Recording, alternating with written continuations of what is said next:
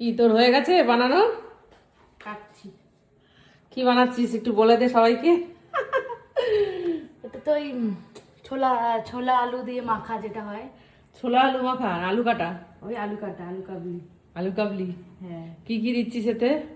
Tomato, পেঁয়াজ, হ্যাঁ। শসা, আলু, লেবু, কি কি আছে দেখি? এই তো।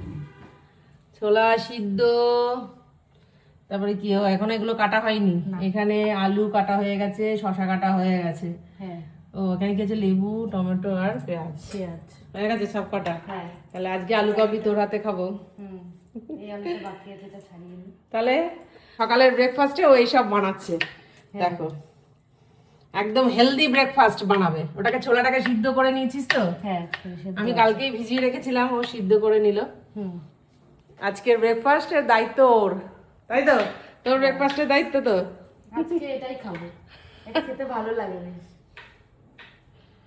ঠিক আছে, যাদের যাদের খাওয়ার ইচ্ছা হচ্ছে সকাল সকাল আলু কাবলি বা চানা মশলা, তারা চলে আসো।